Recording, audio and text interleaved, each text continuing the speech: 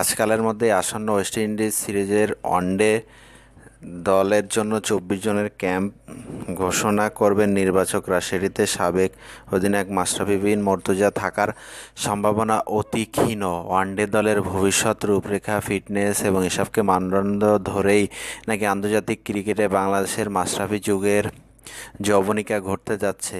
২০ থেকে ২৫শে জানুয়ারি ক্যারিবীয়দের ৩ ওয়ানডের সিরিজে আতিথ্যতা দেবে বাংলাদেশ। তাই মাত্র ৩ সপ্তাহ আগে বড় বহরের ক্যাম্প করে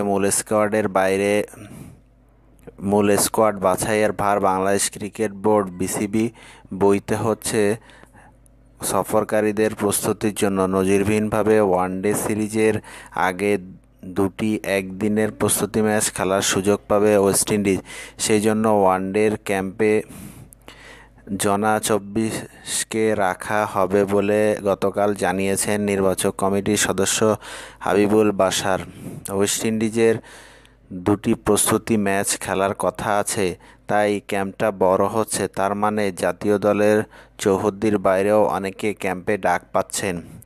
কিন্তু এই বহরে মাশরাফির নাম না থাকলে অবাক হওয়ার কিছুই নেই, কারণ এরই মধ্যে বিসিবি সভাপতি নাজমুল হাসান কিংবা ক্রিকেট অপারেশনস কমিটির চেয়ারম্যান আকরাম খানের বক্তব্যে তেমনই ইঙ্গিত রয়েছে।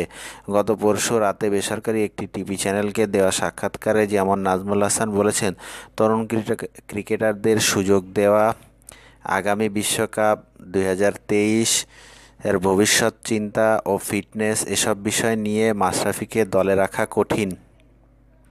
বিসিবি সভাপতির মুখ ফুটে এটুকু বলার অর্থ বুঝতে দেশীয় ক্রিকেট সংশ্লিষ্টদের অসুবিধা হওয়ার কথা নয়। গতকাল যেমন মাশরাফিকে ওয়ানডের ক্যাম্পে ডাক পাওয়া প্রসঙ্গে কৌশলে এড়িয়ে যান হাবিবুল বাশার।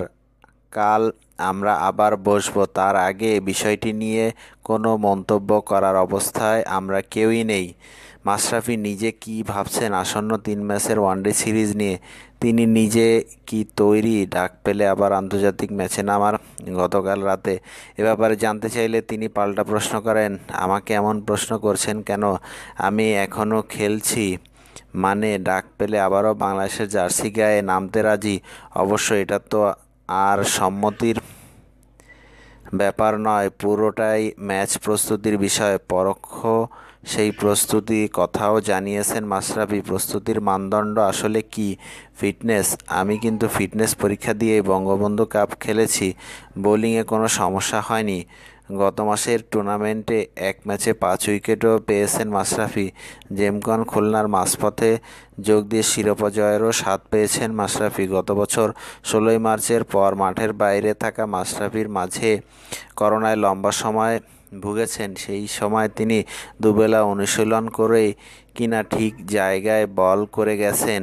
অবশ্য এমন বিষয় তো তার বেলায় নতুন কিছু নয়, আর এটা নিয়েই সম্ভবত দোলচালে নীতিনির্ধারকরা। নাম প্রকাশ না করার শর্তে নীতিনির্ধারকদের একজন তেমনটাই বলছিলেন গতকাল। প্রাথমিক দলে রাখলে মাশরাফিকে মূল স্কোয়াডে রাখতে হবে, ওকে খেলাতেও হবে। ওর মতো সিনিয়র কাউকে ক্যাম্পে ডেকে কিংবা স্কোয়াডে রেখে আর বসিয়ে রাখা যাবে না বলেই ভবিষ্যৎ চিন্তা বাধাগ্রস্ত হওয়ার দুশ্চিন্তা নীতিনির্ধারক মহলে।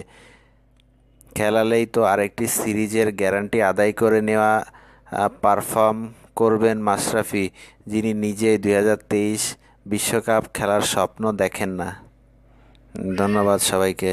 তো আপনাদের যদি এই ভিডিওটা ভালো লেগে থাকে তাহলে এই ভিডিওটাকে লাইক করুন, বন্ধুদের সাথে শেয়ার করুন এবং এই টপিকটি সম্পর্কে আপনাদের কি মতামত সেটা নিচের কমেন্ট বক্সে কমেন্ট করে জানান, এবং এই ভিডিওটা আপনাদের কেমন লাগলো সেটাও নিচের কমেন্ট বক্সে কমেন্ট করে জানান। তো আজকে এই ভিডিওতে এই পর্যন্তই, দেখা হবে পরের ভিডিওতে।